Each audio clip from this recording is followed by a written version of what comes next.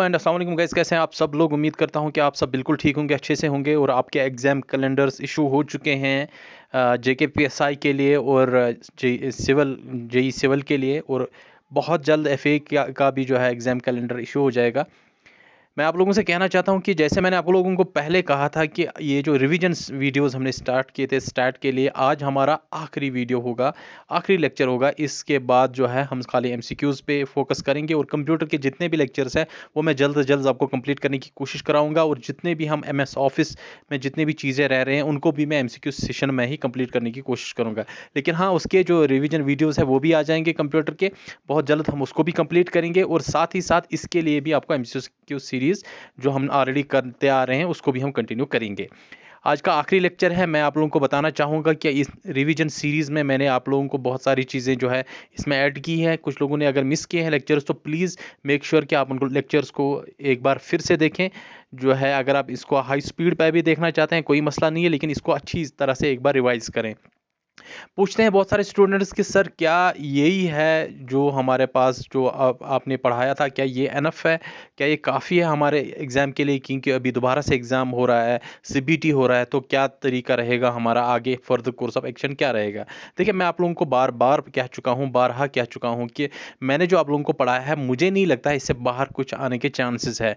मैंने सिलेबस का कोई भी पोर्शन नहीं रहने दिया है, आप लोग सिलेबस को चेक कर सकते हैं, और मैंने सिलेबस में से जो है बहुत आगे तक मैंने जाने की कोशिश की है और बहुत आगे तक हमने पढ़ा हुआ है, ठीक है। इसलिए मुझे नहीं लगता है कि मैंने हर एक एंगल से आप लोगों को ये जो है कॉन्सेप्ट्स क्लियर कराने की कोशिश की है।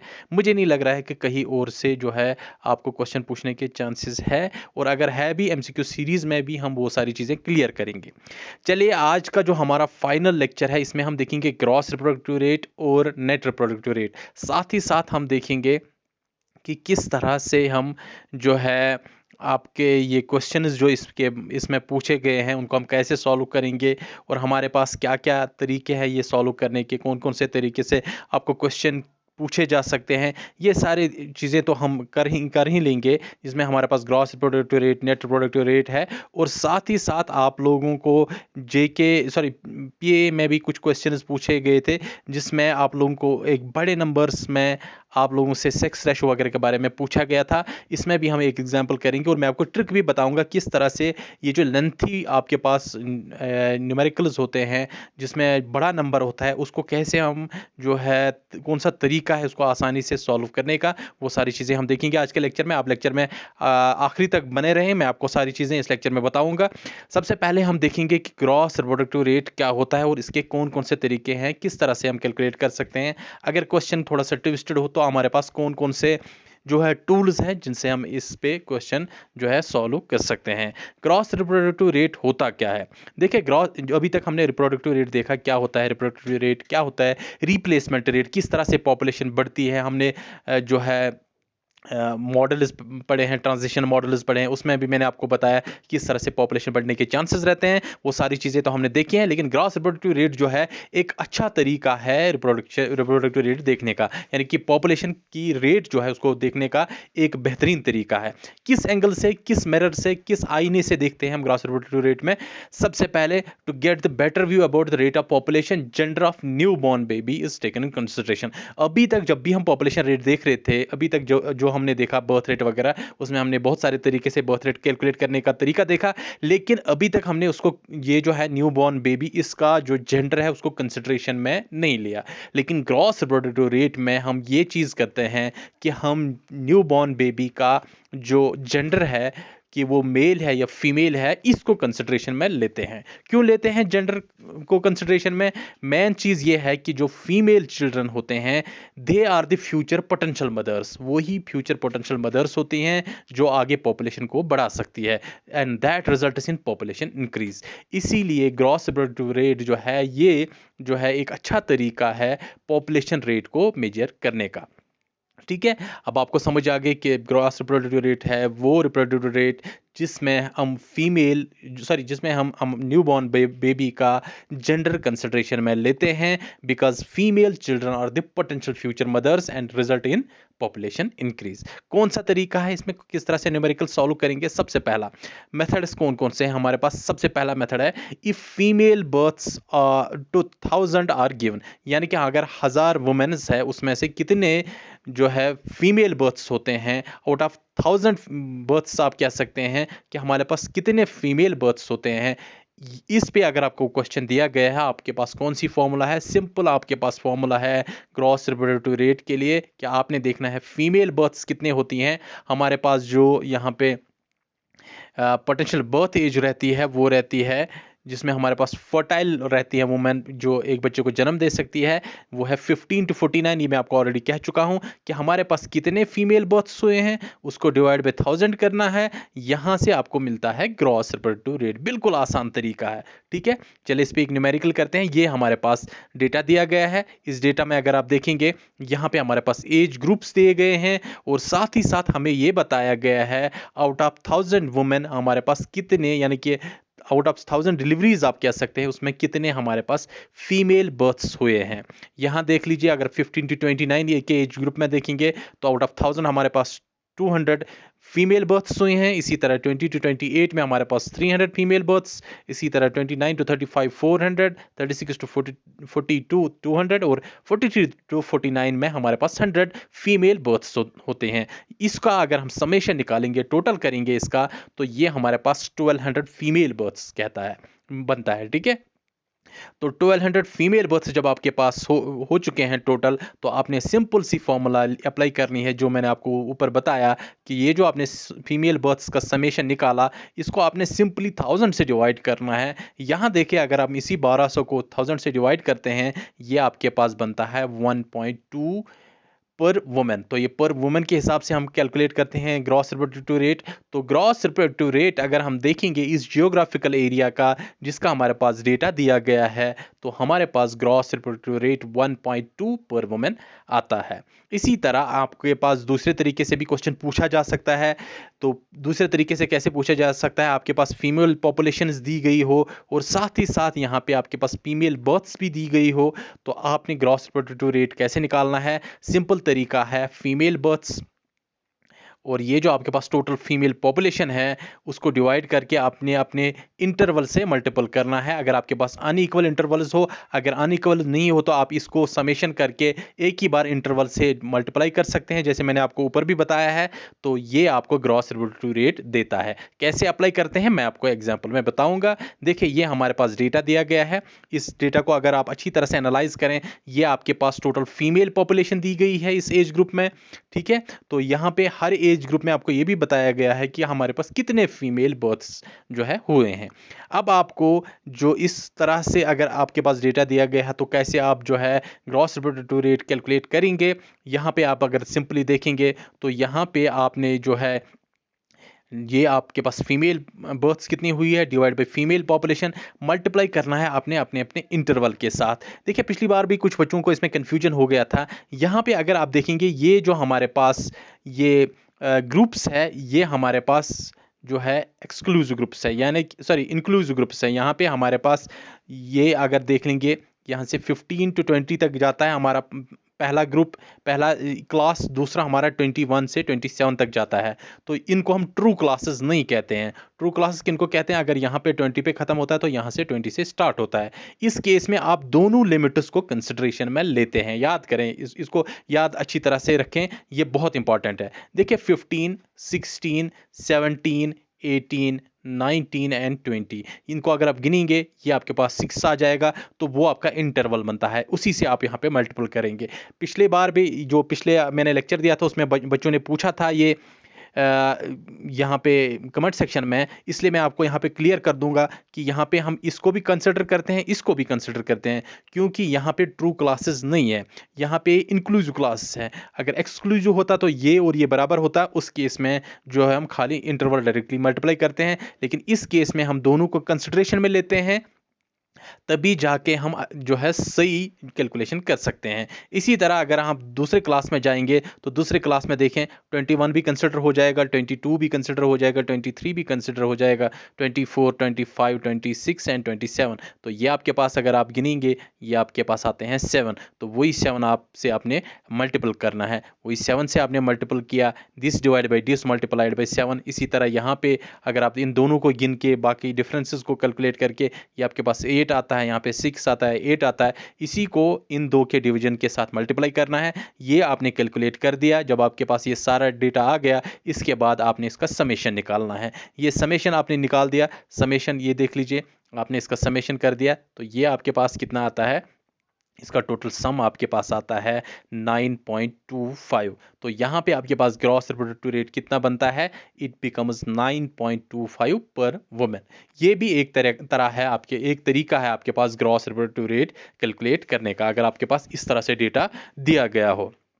ठीक है, तीसरा तरीका कौन सा है, तीसरा तरीका है बिल्कुल आसान, जहां पे आपको टोटल फर्टिलिटी रेट वही से दिया गया हो और साथ ही साथ आपको male is to female ratio भी दिया गया हो। अगर आपके पास टोटल फर्टिलिटी रेट दिया गया है तो आपके पास male is to female ratio भी दिया गया है, तो उस सूरत में आप ये फॉर्मूला इस्तेमाल करेंगे, total fertility rate multiplied by female births कितनी हुई है डिवाइड बाई हमारे पास टोटल जो है male is to female total हमारे पास कितना बनता है, उसको 1000 से डिवाइड करेंगे, आपको मिल जाएगा ग्रॉस रिप्रोडक्टिव रेट। देखें अगर आप इस तरह से आपको डेटा दिया गया है, आप उसमें दूसरा फॉर्मूला अप्लाई करेंगे तो जाहिर सी बात है आप वहां अटक जाएंगे। इसलिए आपको मैंने तीनों तरीके बताए हैं, आपने खाली डेटा से जो है एनालाइज करना है कि कौन सी फॉर्मूला मुझे अप्लाई करनी है, वो ही फॉर्मूला फटाक से अप्लाई करके उसका आंसर निकाल दीजिएगा। देखिए इसको अगर हम न्यूमेरिकल से देखेंगे, न्यूमेरिकल एंगल से, यहाँ पे हमारे पास टोटल फर्टिलिटी रेट दिया गया है 1500 पर 1000।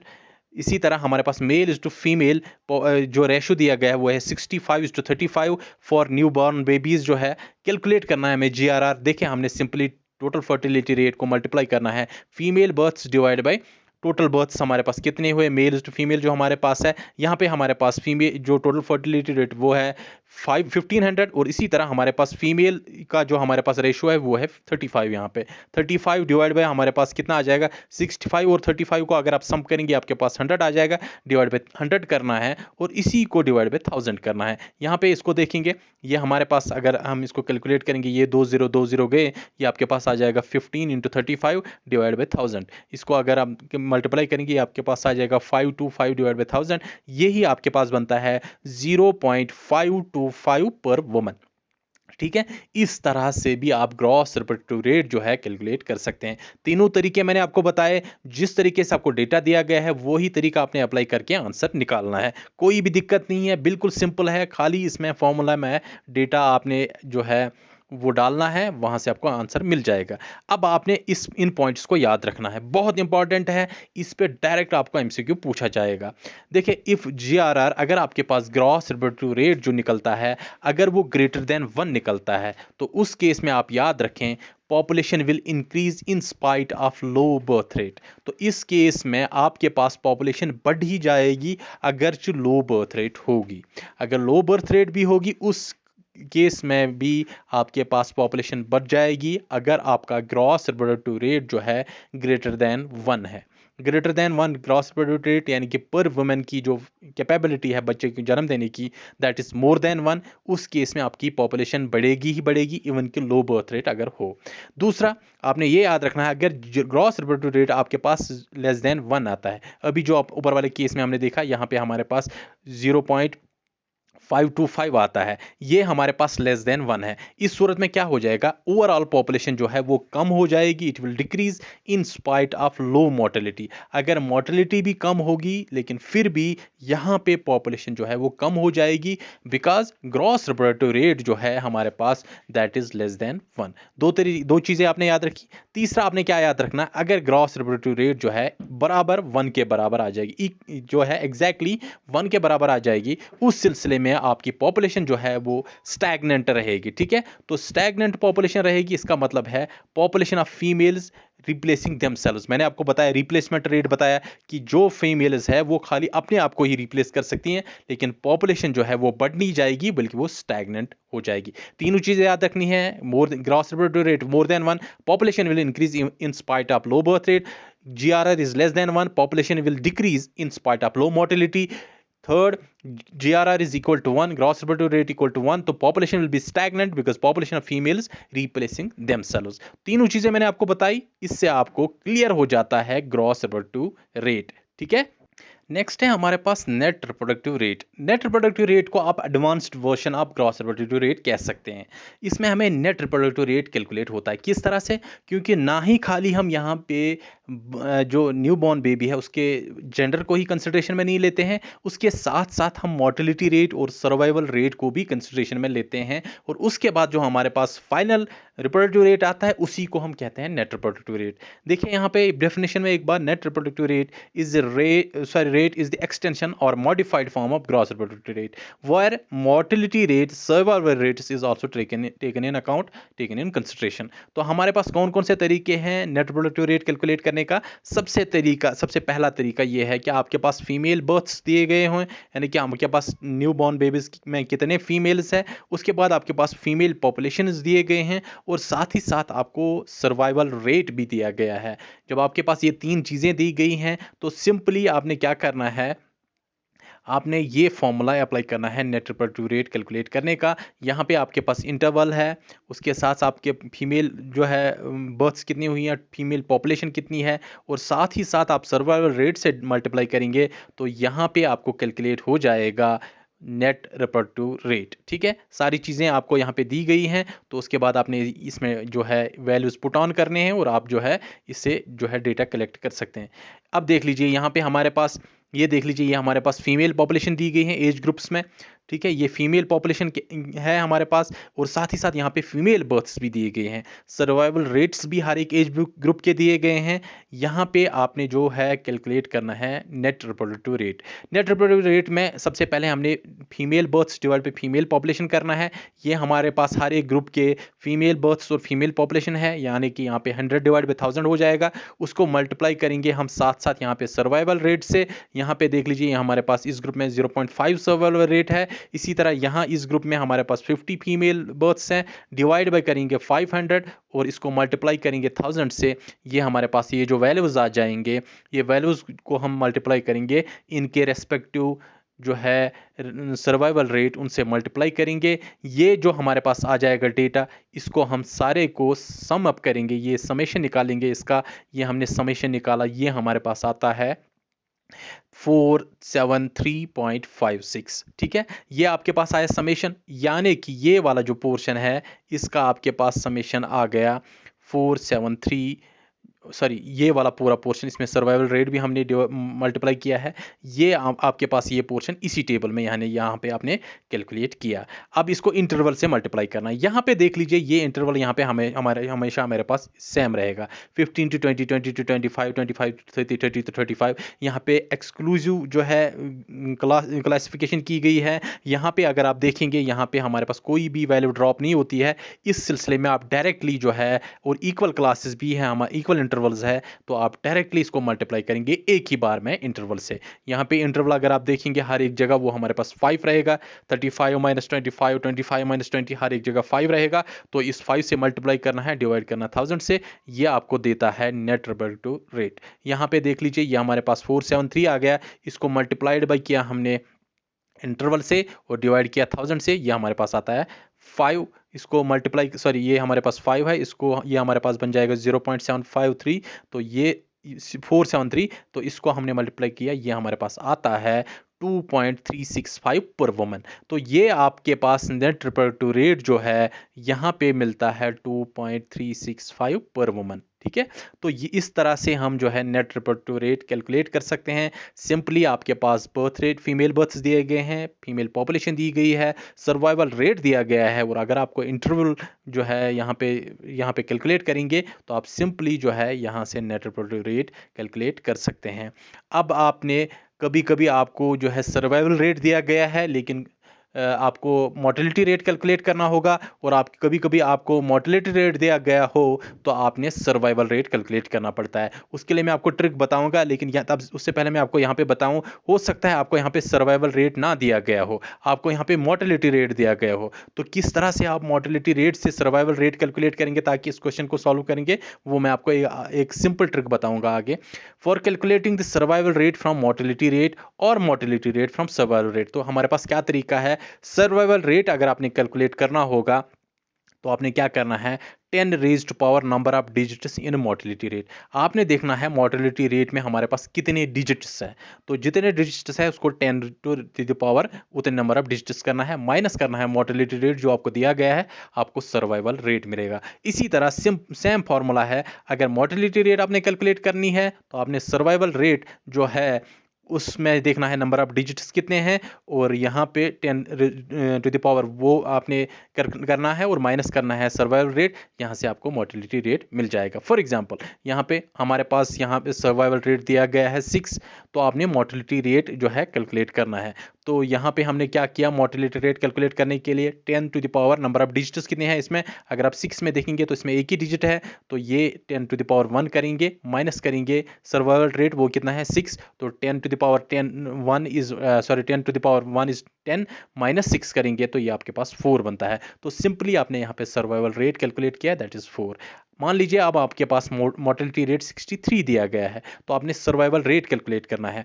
तो यहाँ पे सबसे पहले देखना है 10 to the power number of digits कितने हैं, ये एक ये दो, तो ये आपके पास 2 है, माइनस 63 करना है, तो 10 to the power 2 is 100, 100 minus 63, ये आपके पास बनता है 37। तो 37 आपके पास जो है मोर्टेलिटी रेट सर्वाइवल रेट बनता है। देख लीजिए ये क्वेश्चन में से मैं आपको ये सारा क्लियर कर दूंगा। मान लीजिए यहाँ पे आपके पास सर्वाइवल रेट्स दिए गए हैं, यहाँ पे आपको मोर्टेलिटी रेट ज़रूरत है। ये देख लीजिए यहाँ पे हर एक में हमारे पास जो है सर्वाइवल रेट्स दिए गए हैं 0.5, 0.6, 0.8, ठीक है।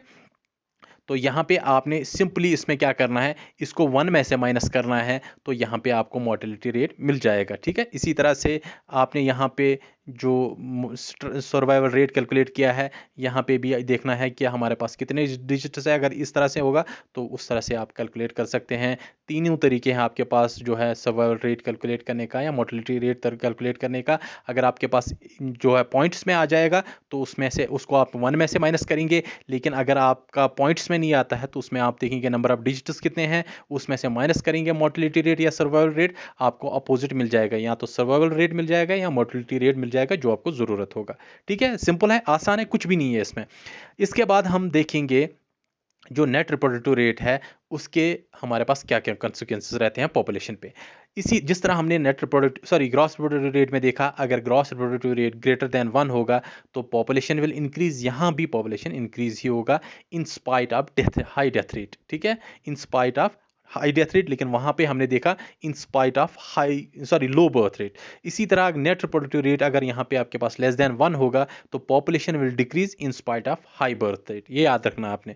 इसी तरह नेट रिप्रोडक्टिव रेट जो है अगर ये 1 के बराबर होगा तो population will be stagnant as in case of gross reproductive rate, ठीक है। तो ये तीनों चीज़ें आपने याद रखनी है नेट रिप्रोडक्टिव रेट में और ग्रॉस रिप्रोडक्टिव रेट में, ये आपको बहुत ही इंपॉर्टेंट है आपके लिए। ये इसमें से क्वेश्चन पूछा जाएगा तो आपने वही वहाँ पे कुछ नहीं झिझकना है, डायरेक्टली उसको टिक कर सकते हैं आप। इसके बाद मैं आपको एक ट्रिक बताऊंगा जहां से आप जो है अगर आपके पास बड़ा कोई न्यूमेरिकल होगा, बड़ा कोई नंबर होगा, उसको आप कैसे सॉल्व करेंगे। देखिए मान लीजिए आपके पास इतना बड़ा नंबर है, इसको सॉल्व करना होगा, मैं आपको बताऊंगा इसमें किस तरह से क्वेश्चन पूछा गया था, तो इसको आप कैसे सॉल्व करेंगे। सबसे पहले आप देख लीजिए आप क्या करेंगे, इसमें से जितने नंबर आप जो कैंसिल करेंगे डिनोमिनेटर में उतने न्यूमरेटर में भी करेंगे। यहाँ पे यानी ये मैंने माइनस जो है कैंसिल किया, ये भी कैंसिल किया, ये कैंसिल किया, ये कैंसिल किया, ये कैंसिल किया, ये कैंसिल किया, ये कैंसिल किया, ये कैंसिल किया, ठीक है। यहाँ पे भी मैंने 4 कैंसिल किए, यहाँ पे भी 4 कैंसिल किए, ठीक है। जब तक आप इसको 3 नंबर्स तक ना पहुंचाते। लेकिन अगर यहाँ पे हमारे पास 4 नंबर्स बचे, यहाँ पे 3 नंबर्स बचे, कोई मसला नहीं है। अब आपने बराबर ऊपर भी उतने कैंसिल किए, डिनोमिनेटर में भी और न्यूमरेटर में भी उतने कैंसिल किए। अब आपके पास ये बचा, देख लीजिए ये आपके पास बचा। अब आपने क्या करना है, इसको नेक्स्ट 100 मल्टीपल तक लेके जाना है आसान होने करने के लिए। तो इसमें से मैं नेक्स्ट 100 तक मल्टीपल करने, 100 के मल्टीपल तक लेने के लिए मैं इसमें से 4 माइनस करूंगा, तो ये मेरे पास बन जाएगा। अब अगर इसमें से माइनस मैंने 4 किया तो ये मेरे पास 200 बन जाएगा। इसी तरह यहाँ पे मेरे पास 3214 है, इसमें से मैं 14 माइनस करूंगा, ये मेरे पास बनता है 3200। आसान हो गया अब ये सॉल्व करना। देखिए अब यहाँ से मैंने 2 जीरो निकाले, ये 2 जीरो कैंसिल, अब 2 1 ज़र 2, 2 16 ज़र 32, आपके पास ये 16 आया। ठीक है, 16 आपने कैलकुलेट किया, इस 16 को इस 4 से, ये जो न्यूमरेटर में सॉरी डिनोमिनेटर में आपने माइनस किया है, इसके साथ मल्टीपल करना है, ये आपके पास आता है 64। तो ये 64 जो है ये आपके पास बनता है फैक्टर टू सब्सट्रैक्ट। ये फैक्टर आपने सब्सट्रैक्ट करना है किसमें से, ये जो आपके पास 3214 बचा था पहले, इसी में से ये 64 माइनस करना है। तो ये आपके पास बनता है 3150। 3150 आपके पास आया। तो 3150 जो है इसमें से आप डायरेक्टली डिवाइड करेंगे 200 जो हमने पहले भी किया था, ये आपके पास आता है 3110 गया, ये आपके पास आता है 315 डिवाइड बाई 20। तो इसमें से अगर आप फिर से डिवाइड करेंगे तो ये आपके पास बन जाएगा 31.5 डिवाइड बाई 2। अगर 10 से हम डिवाइड करेंगे, अब आप इसको डिवाइड करेंगे, ये आपके पास आता है 15.75। सिंपल। तो 15.75 आपके पास आंसर आया। अगर आप कैलकुलेटर से देखेंगे वो आपके पास 15.73 आता है, यानी कि 0.02 की फर्क आती है, वो बिल्कुल नेग्लिजिबल है। इस तरह से अगर आपको क्वेश्चन पूछा जाता है तो उस बड़े नंबर को कैसे सॉल्व करेंगे, ये तरीका है। अब देख लीजिए क्वेश्चन कैसे पूछा गया था पीए में। पीए में क्वेश्चन पूछा गया था, number of main is this and the number of women is this, which option is represented the demographic sex ratio। तो demographic sex ratio में आपने बताना है कि कौन सा ऑप्शन करेक्ट है। Option A is 97.6, option B is 96.7, option C is 98.2, option D is 95.3। ठीक है, सेक्स रेशो के लिए हमारे पास बहुत सारी फॉर्मूला है, लेकिन ये जो फॉर्मूला है ये एनसीईआरटी के फॉर्मूला है, इसको आप अप्लाई करके यहाँ से अच्छी तरह से आंसर निकाल सकते हैं। बिल्कुल सिंपल तरीका है इससे आंसर निकालने का। देख लीजिए हमारे पास सेक्स रेशो होता है number of females divide by number of females multiplied by 100। ठीक है, यहाँ पे अगर हम इसको सॉल्व करेंगे, ये हमारे पास नंबर दिया गया था नंबर ऑफ मेल्स, ये नंबर ऑफ फीमेल्स दिया गया है ऊपर क्वेश्चन में, इसको हम 100 से मल्टीप्लाई करेंगे। अब क्वेश्चन ये है कि सर इतने बड़े नंबर को हम वहाँ एग्जाम में कैसे सॉल्व करेंगे। वही तरीका जो मैंने आपको बताया था, यहाँ पे भी उतने नंबर्स मैंने डिलीट किए, यहाँ पे भी उतने नंबर्स डिलीट किए। अब ये मेरे पास बनता है 1 डिवाइड बाई 156। अब यहाँ पे इसको मैं नेक्स्ट जो है 100 के मल्टीपल तक नहीं लेके जाऊँगा, बल्कि मैं 10 के मल्टीपल तक लेके जाऊँगा, यानी कि ये मेरे पास 156 है, इसको मैं 160 तक लेके जाऊंगा। उसके लिए मुझे 4 जो है प्लस करना है, यहाँ माइनस नहीं करना है जैसे मैंने ऊपर के केस में किया, यहाँ पे प्लस करना है। प्लस किया मैंने, ऊपर मेरे पास 151 है, इसमें से भी मैंने एक कम किया, इसको भी मैं नेक्स्ट 10 मल्टीपल तक लेके गया, तो ये मेरे पास आया 15 डिवाइड बाई 150 डिवाइड बाई 160। ये कैंसिल किया, ये मेरे पास आया 15 डिवाइड बाई 16। अगर आप इसको सॉल्व करेंगे, ये आपके पास आ जाता है ये आपके पास आया 15 डिवाइड बाई 6। ये जो है 15 डिवाइड बाई 16, ये आपके पास आया फैक्टर जो आपने आगे यूज करना है। इसको मल्टीप्लाई करना है किससे, 4 से, जो हमने यहाँ पे प्लस किया है, जैसे हमने ऊपर के केस में किया। अगर आप देखेंगे तो ये आपके पास आता है 3.75। ये 3.75 जो है पहले के केस में हमने माइनस किया था, लेकिन यहाँ पे हमने प्लस किया है, इसलिए यहाँ भी ये न्यूमरेटर में प्लस ही होगा, याद रखें। तो 151 प्लस 3.75 डिवाइड बाई 160, ये आपके पास आता है 154.75 डिवाइड बाई 160 मल्टीप्लाइड बाई 100। ये जीरो गया, ये आपके पास आता है 154.75 डिवाइड बाई 16। अब जो है यहाँ पे आपके पास 10 बचता है, ये आपके पास बन जाएगा 1547.5 डिवाइडेड बाई 16। इसको आप सॉल्व करेंगे बिल्कुल सिंपल तरीके से, तो ये आपके पास बनता है 96.70। तो 96.70 आता है, ये बिल्कुल आसान हो जाता है। ये जो सिंपल आपके पास नंबर बन जाता है, इसको आप फिर डिवाइड कर सकते हैं। अगर आप कैलकुलेटर से कैलकुलेट करके देखेंगे, ये आपके पास आता है 96.69, यानी कि 0.01 का डिफरेंस आ जाता है। ये इसके बराबर में अगर आप देखेंगे कौन सा ऑप्शन आता है, तो 96.7 जो है आपके पास करेक्ट ऑप्शन है, ऑप्शन बी। तो this was the correct option for this question. अगर इस तरह से लंबे नंबर्स जो है मैं इंशाल्लाह लेके आ जाऊंगा इसके लिए प्रॉपरली एक लेक्चर, इसमें आपको ये सारी ट्रिक्स मैं बताऊंगा। लेकिन ऐसे में आपको सिंपली बता दिया कि किस तरह से आप बड़े नंबर को सॉल्व कर सकते हैं, और ये सारे तरीके हमारे पास नंबर को सॉल्व करने के। अगर बड़ा नंबर होता है और भी मैं कुछ ट्रिक्स लेके आ जाऊंगी इंशाल्लाह आने वाले दिनों में आपके लिए। और इसके साथ हमने जो आपका स्टैट है, स्टैट का पूरा रिवीजन कंप्लीट किया है। आई होप कि आपको कहीं पे दिक्कत नहीं हुई होगी। हो सकता है मैंने रिवीजन वीडियोस में थोड़ा सा पेस बढ़ाई होगी, उसके लिए मैं माजरत का हूँ, लेकिन हमने ये सारा कंप्लीट करना था जो मैंने आपके साथ वादा किया था कि ये सारा कंप्लीट हो जाएगा, और अल्हम्दुलिल्लाह आज हो भी गया है। तो मैं आप लोगों से ये कहना चाहता हूँ कि अगर आपको मेरे लेक्चर्स जो है पसंद आ रहे हैं, अगर कंटेंट मेरा पसंद आता है, तो प्लीज़ अपने दोस्तों के साथ ज़रूर शेयर कीजिए, और चैनल को सब्सक्राइब करना ना भूलें। लाइक ज़रूर कीजिए अगर लेक्चर पसंद आता है, और कमेंट सेक्शन में मेंशन कीजिए कि हमें कहाँ पे जो है अपडेशंस करने की ज़रूरत है, ताकि हम नेक्स्ट लेक्चर्स में जो है अपडेशंस कर सकें। आज के बाद ये जो है स्टैट के हम खाली MCQs ही करेंगे, क्योंकि रिवीजन वीडियोस कंप्लीट हो चुके हैं। आप इन सारे वीडियोस को अगर कहीं पे आपको किसी वीडियो की भी ज़रूरत पड़ते हैं, तो आप वहाँ पे हमारे पास प्लेलिस्ट पड़ा हुआ है स्टैटिस्टिक्स का हमारे चैनल अंजुम सरस क्लासेस में, तो वहाँ से आप ये सारे वीडियोस देख सकते हैं। यही से आप लोगों से इजाज़त लेते हैं। आप लोगों से ये गुजारिश है कि अपना बहुत ज़्यादा ख्याल रखें, बिल्कुल डिप्रेशन में ना आ जाएं। कोई मसला नहीं है, जितना क्लोज एग्ज़ाम आ जाए, जितना अपने आप को आप संभाल सकते हैं तो संभालिए, वो ज़्यादा बेहतर है। जो डिप्रेशन में अभी चला गया है, जो अभी जो किसी जो है ज़्यादा सेंसिटिव हो गए इस मसले में, तो उसको आगे ज़्यादा ख़तरा रहता है। बिल्कुल कूल रहे, कोई मसला नहीं है, आपने ऑलरेडी पढ़ा हुआ है, खाली रिविजन्स करने हैं। इंशाल्लाह आपका सारा जो है मसला ठीक हो जाएगा, इंशाल्लाह आपकी सिलेक्शन हो जाएगी। आप लोगों से इजाज़त लेता हूँ यहीं पे। अपना ख्याल रखें, अपने आस पड़ोस का ख्याल रखें। अल्लाह हाफ़िज़।